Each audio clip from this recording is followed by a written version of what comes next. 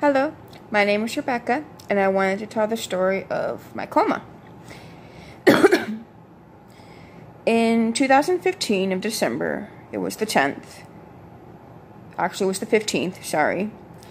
And I have a genetic disorder that,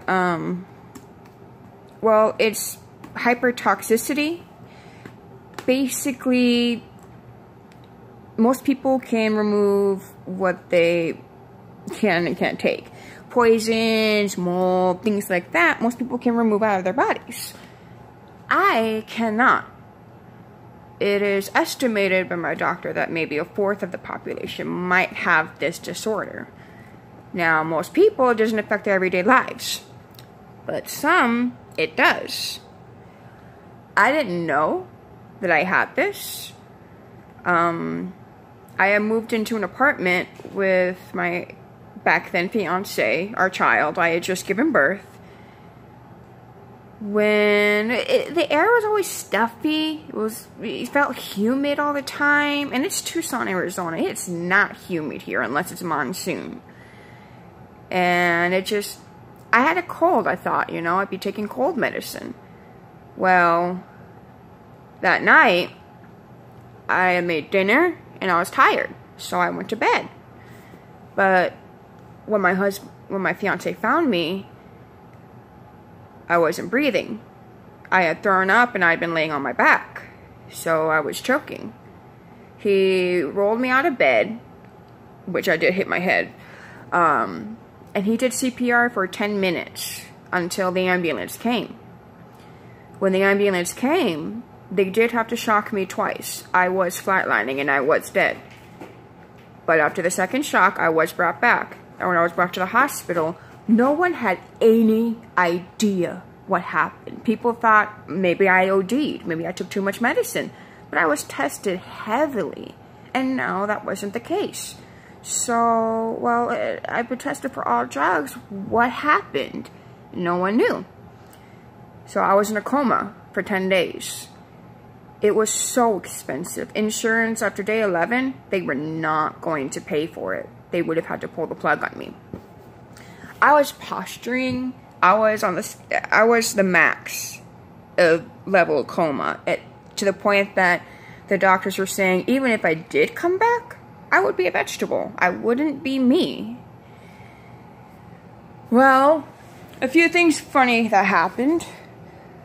When I had died, now, there's going to be some people that don't believe, and I get that.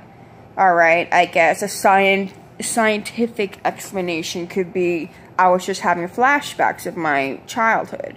Whatever. But my grandma had died a few years prior, and I missed her terribly. But when I had died, I didn't know that I died. There was just this overwhelming sense of peace and light. I was happy. Even when I was having a lot of memories of growing up with my grandma, the happiest times of my life. When I got up there, she told me, well, you're dead. You have to hang on, sweetie. And, she always called me pumpkin pie. It was my favorite pie when I was a kid. So she'd always call me pumpkin and things like that. And even then, I didn't know. It was just kind of, none of this makes sense. What's going on? Well, when she said it was time to wake up, that was when I opened my eyes. And I was in the hospital. I had machines and tubes breathing for me. The doctors were talking. My mother was talking to me. I could not hear her, though. I only have 20% of my hearing. I couldn't hear her. So I told her, well, why can't I hear you?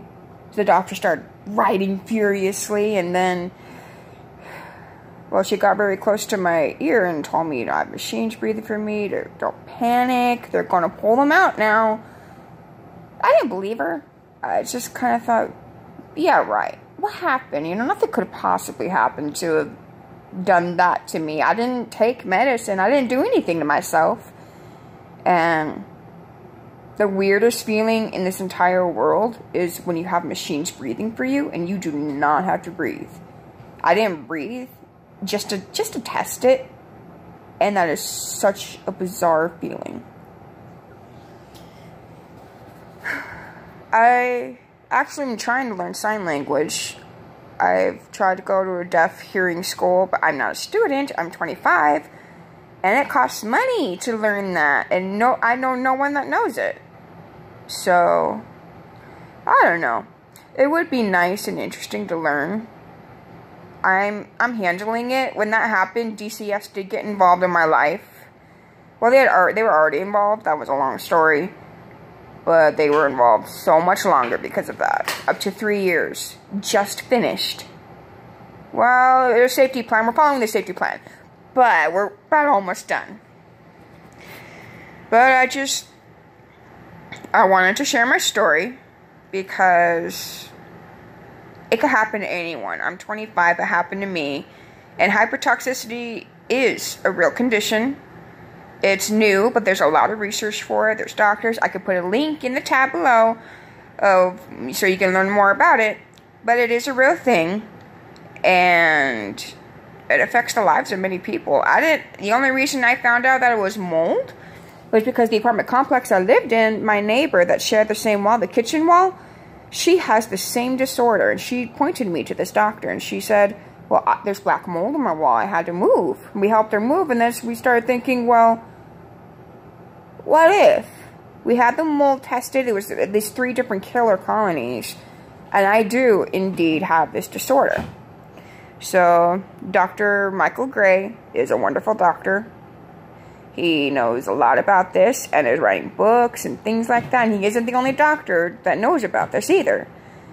So, I just wanted to let you know I'm working to get my Social Security disability with my hearing, as well as I have no work experience. And I do have cyclic vomiting syndrome. Everything on top of it, as well as I have back issues and I have to go see a pain center for my back pain. All of it together. And I'm getting a call. Well, I will let you go. Have a good day.